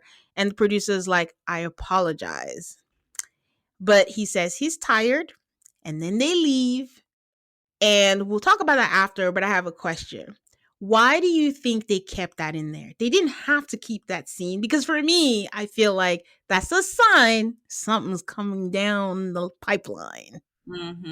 Yeah, it was interesting. It was almost like a way to show, because at the beginning, like I was like, wow, I like this kind of like calm, subdued Chad that I feel like that was like he was saying some sweet things, and talking about the love language. I liked all of that. So I don't know if there's a way to just I don't know, were they trying to say like that's not really who he is or something, like let's show you like the other side that really we can out. But it was interesting to me. I think it was like, I was talking to Thomas, and I think it was just really brought light to, it's hard filming, and it's hard having these conversations with someone that you just met, and you want to just talk about, oh, what's your favorite movie? What do you like to do here? Like, tell me about your best friend. But like, that's not, what we're here to talk about, essentially. Yeah. So like the conversations do get redirected a lot, and, they are still kind of curated to what they, what aligns with what they want you to talk about. And so that's hard enough for, people like dare I say, just like younger folks who are more go with the flow and like, yeah, we can rebound. But I can like thinking of my dad being on a show like this, Tracy, stop. Like we need to talk about this or whatever. Yeah. I could see my dad being like, I can't do this shit. Yeah. So I feel like in the same breath, at first I was kind of like, whoa, like, are you cool, Chad? But like, I also get it at the same time because, Mhm. you're trying to just speak what's on your heart. But if it's not exactly like what fits or, you're going off, On a tangent. Hmm. yeah, then they bring it back. So there is this like unnaturalness to it at the same Yeah. time. So I actually felt for him a little bit because you could just tell it's bubbling over and it's probably the end of a long day. He's tired. Yeah. So I actually didn't hold this to him too much. Yeah. But yeah, we can get into like their conversation a little later. Conversation. That was like maybe some more like kind of red flaggy things were said. Mm. Okay. Um, Yeah. but at least in this moment, I kind of felt for him Felt a for little. him. Yes, Yeah. because I've also heard about producer interference. I've heard how it's so annoying. Eris was just like, I'll just say whatever so you can let me go. And I think Nicole has mentioned sometimes the producers have things on their phones and they're like, say this, do that.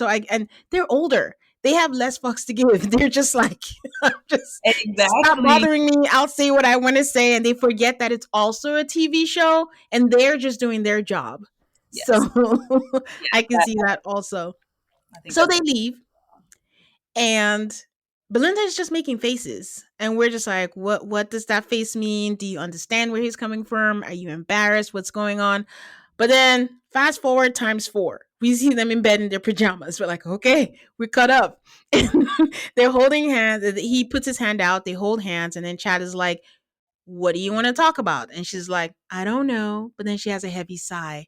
And it's so funny because I remember the advice that she gave her daughter, I think when she was getting married, was like, make sure you always say what's on your mind. Not, Mhm. so she says it was about the disrespect. And it's not just, he's like, I don't think I've disrespected you. And he's like, it's not just about me, it's about how we treat everybody. And he says he didn't think he was disrespectful, but that he was expressing frustration. I'm Mhm. scared to say I agree with that. Kind of, unless there was more. Yeah, and that's kind of what I'm thinking maybe there was more. Um I don't know cuz that just seems like something I would say when I'm trying to, and especially when she like then followed it up with the like, would you be mad if I'm not always on your side, like just Yeah. always condoning what you do. Like, I don't know, I feel like there was more. He was, yeah, maybe he was. And also he said something like he's used to like barking the Barking order. orders. Yeah. Or Yeah. being the one to like tell people what to do. So then I don't know if now it's more like an ego thing or just kind of like Yeah. just walking around like Mr. Big Shot. I don't know. So it Yeah. was just a couple of those things that without context, I was like, okay, well, maybe, I was kind of like feeling for him at first, but then because I agree with Belinda, like there still always is a way to handle things. And Yeah. that's what, if it's, who knows who she was talking about? Like, was it production? Was it Yeah. hotel? Either way, like when you start hearing people use words like that, like it matters how you treat other people, then I'm Yeah. like, I start to kind of like raise my eyebrow a little bit. Yeah. And I'm not saying that he wasn't a little like off or he wasn't a little rude, but in terms of like you said, if it was a long day, if it was, they were prodding him and we didn't see the extent of what it was, like at the end of the day, he's still a human being. Not like it's not wrong, but he's gonna falter. But I'm just like, if you were expressing frustration, but if he did do more, I just feel if you're going to show us that, you might as well show us the full thing so we have full context of what she's saying so that what she's saying makes more sense. And it's not like, oh, she's just, because Belinda doesn't seem like the kind to just say something from nowhere. It has to have weight and importance for her to say that. And I think the last time I saw something like that was like maybe, was it Christina and Henry when the producers were showing her and he was saying something about her, being rude to them and things. And I'm like, are they showing this to craft a story? So that's why I was going back and forth on that. Like, Yeah. maybe it's the beginning of something we're going to see after. And her saying, it's not just me, and you need to consider me. So in Mm-hmm. this case, I'm like, was it really something to do with her, or was it something else again outside of this situation. And now she's like, okay, that's two times too Yeah. many, Yeah. for stuff like that. So then she drops the bomb, at least to me, where she's like, I don't get past things. Like, thank you for your apology, but I don't get past things that quick. And we need to sleep on it. And like to what you said, she's afraid to show up for herself and he resents her and she's crying. But I think he answered well. He's like, what do you mean? Because I'm glad he said that, because I was like, what does she mean? And she says, I don't want you to feel like I'm not on your side or that you're always wrong and I'm poking on you. And he's like, no, like there are no sides. Like the most important thing is that you need to feel safe, which every woman wants to feel safe. Absolutely. Yeah. And I like that. I think they do just have very different personalities. Yeah.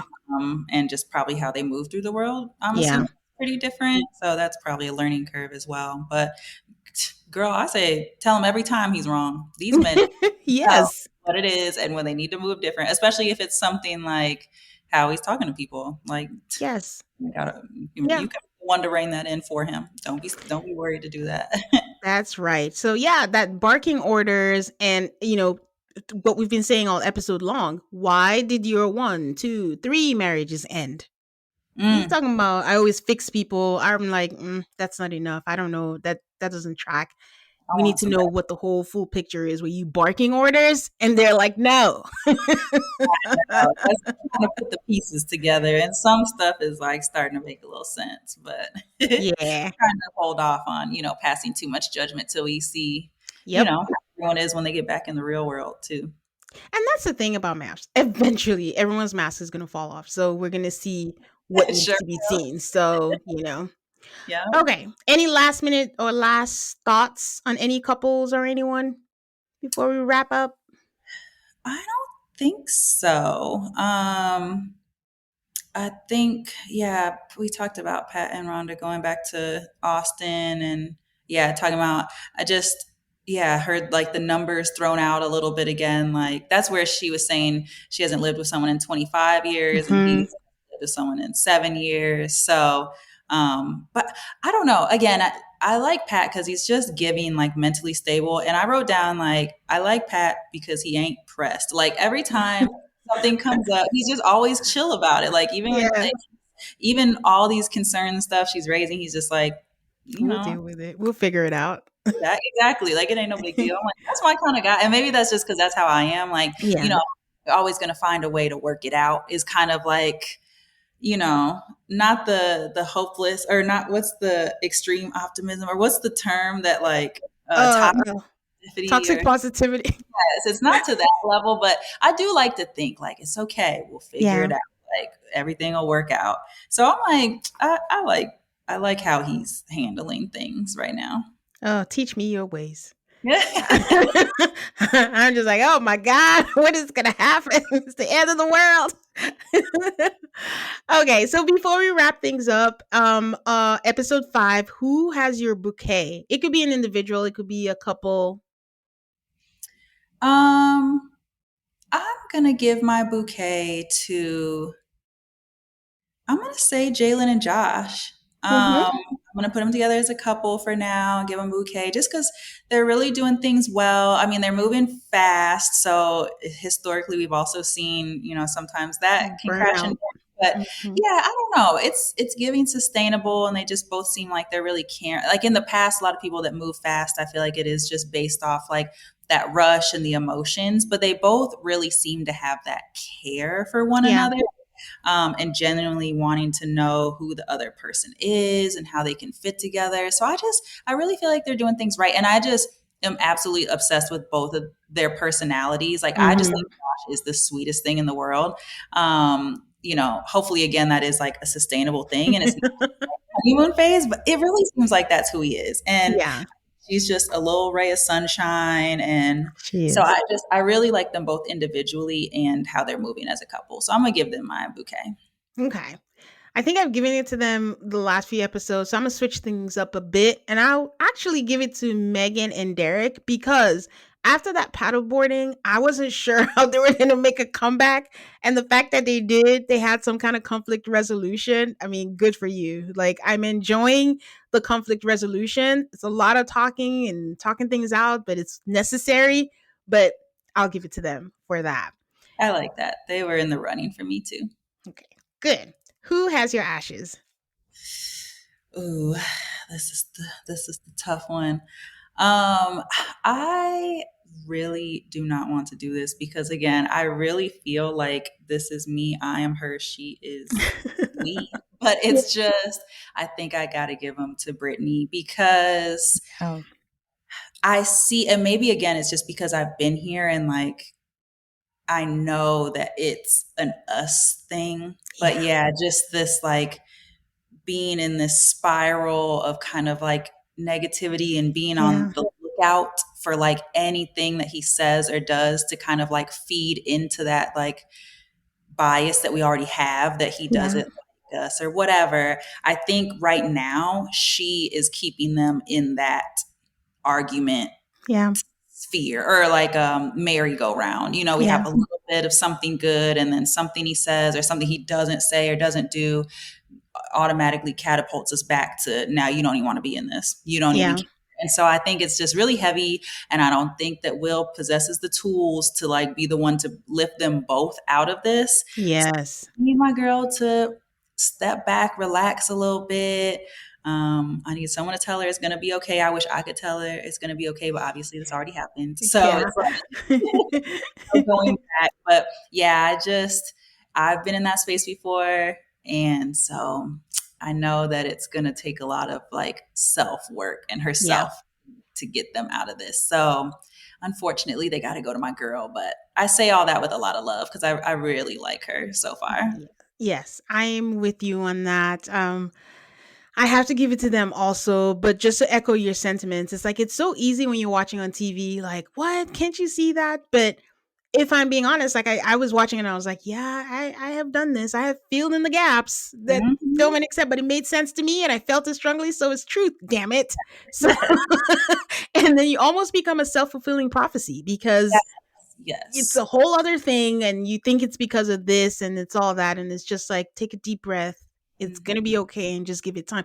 Because on the flip side of it, Will is so straightforward. Far be it for me to defend a man that you kind of need that kind of solid like person if he is into her, because I don't know if he is. If he is into her, that's the kind of person you want in your corner, because once you get past that hump and you guys establish, you get to know each other, like they could actually be something. But it's hard to see the light at the end of the tunnel right now, because right now they cannot communicate. I agree. And I like to think someone as logical as Will is like, if he really didn't want to be there, he just wouldn't.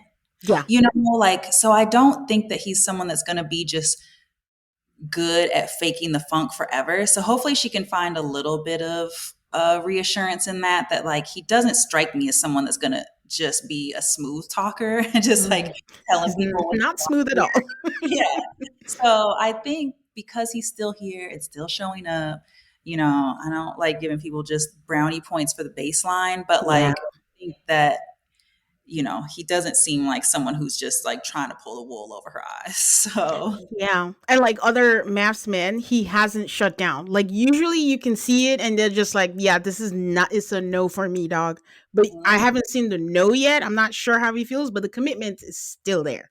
So exactly. We'll see. Okay, that was so much fun, Camille. I'm so glad I got to talk to you. Same. So, can you share with people where they can find you, if you want them to find you, and if there's anything you want to promote? Now's your chance. Yeah, come on over. Let's be friends. On Instagram, that's really the main thing I'm active on is Instagram. I'm at Camille 2_Rose. And yeah, that's where I'm most active. And I like to chat, you know, people.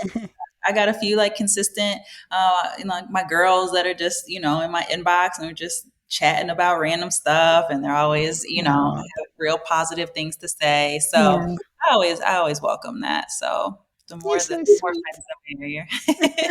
Wait, I forgot to ask, would you do reality TV again? And if you did, which shows would you want to be on?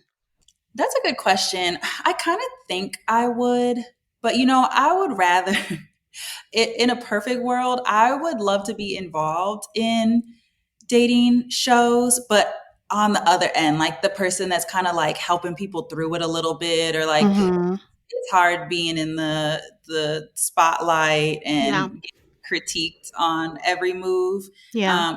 That, or maybe, I mean, I love game shows. I'm gonna be honest. Like, I want to Yeah. go on Family Feud. I want to go on The Wall. Like, there's a bunch of Yeah. like shows that I feel Yeah. like I do, but I don't know. I feel like my stint on reality TV might be over unless it's like a host of something, or like Ooh. some kind of counselor or something like that. Yeah. Like, I'd rather do that. I mean, and that's, again, the beauty of Peacock. I don't know if they're going to refresh it because, again, this was filmed for Lifetime, if they're going to do something, but that's another angle. Maybe if the experts don't want to be there on the honeymoon, get a group of like past participants who are still married and give each person an emotional support couple.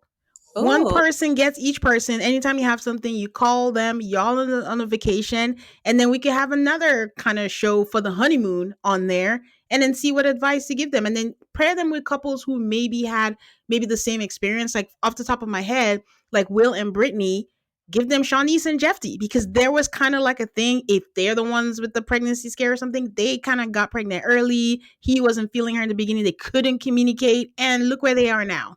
Yep, So I think that's a way, Peacock, if you're hearing. I won't even ask for 10%. That's fine. You can just use it for the people. All right, guys. You know where to find me. It is also called MAFS everywhere on the socials. Please give me a 5-star rating on Spotify and Apple Podcasts. It really helps the podcast. And stay subscribed so you don't miss out on any of the episodes. Until next time, guys. Bye.